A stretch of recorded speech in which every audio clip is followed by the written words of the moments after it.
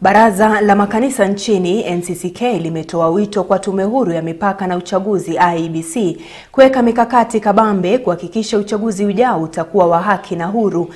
Baraza hilo likiongozwa na mwenyekiti wake Askofu Martin Kivuva vilevile limewataka viongozi mbalimbali na hasa mawaziri wa wizara mbalimbali kutojihusisha na mirengo fulani ya kisiasa, wakisema kwamba hatua kama hiyo huenda ikasababisha hatihati kwenye uchaguzi mkuu ujao. Dennis Monene anaarifu zaidi.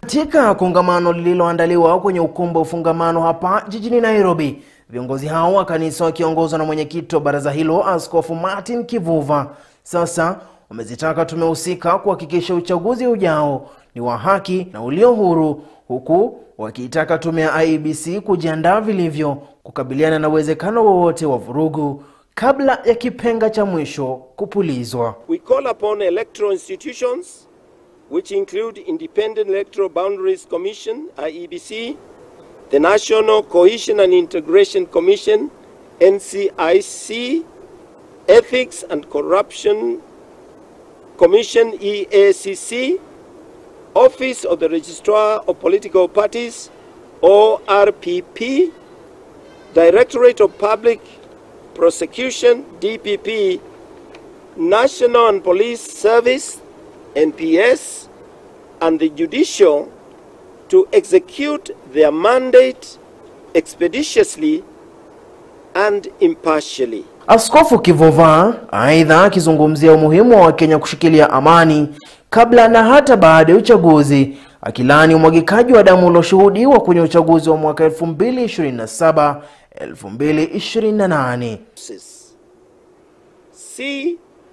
Refuse to be incited or engage in violence or any other acts of lawlessness before, during and after election. I repeat. Kwenye kongamano hilo, baraza hilo limelaani hatua ya viongozi na wanasiasa mbalimbali wanaoshikilia sekta mbalimbali humu nchini kuunga mkono mirengo fulani ya kisiasa, wakisema hatua kama hizi huenda zikalemaza matokeo ya uchaguzi ujao, haswa hatua ambayo Rais Uhuru Kenyatta amechukua kumuunga mkono kinara wa Azimio la Umoja One Kenya Raila Odinga na kuonekana kwenye misafara mbalimbali ya Azimio la Umoja pamoja na mawaziri wa sekta mbalimbali.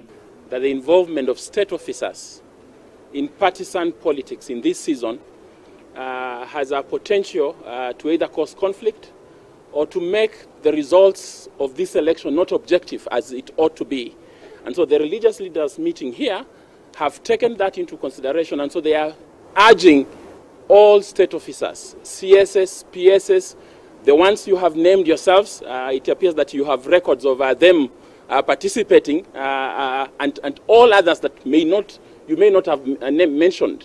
They are chairmen of corporations, they are CEOs of state corporations, and all that line, people who serve in government as civil servants or state officers ought to stay away from partisan politics, because they are serving all Kenyans, and it's all Kenyans who are participating in this.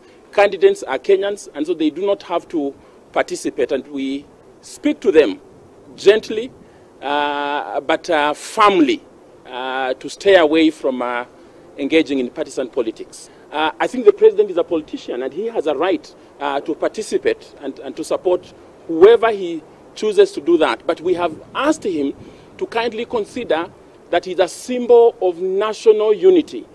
Let him protect his right to associate or to support whoever it is, but let him hold his responsibility as a symbol of national unity higher than all these other rights that he might have. Isitoshe, kwenye kongamano hilo Askofu Kivuva amedokeza kuhusu hali mbaya ya uchumi inayoshuhudiwa humu nchini, huku akiitaka serikali kuchukua hatua zifaazo kumnusuru Mkenya kutokana na majanga yanayomkodolea macho. Peace and liberty plenty be found within our borders. There is no liberty or plenty when there is massive suffering of Kenyans due to the skyrocketing of cost of living. We call upon the government and all policy makers to take all remedial actions necessary to reverse this trend. A first step in this process is the cessation of increase of taxation on goods and services and instead to withdraw the tax incentives granted to the multinational corporations. We are appalled by the massive suffering citizens in different parts of Kenya are going through. The clashes, violence and killings in Marsabit, Isiolo, Baringo, Elgeyo Marakwet, West Pokot, Turkana, Mombasa and Lamu counties, among others, is unacceptable.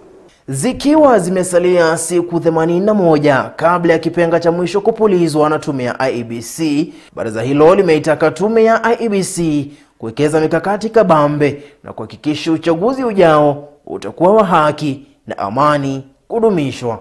Nikiripotia Mwele wa Kak, mimi ni Dennis Munene.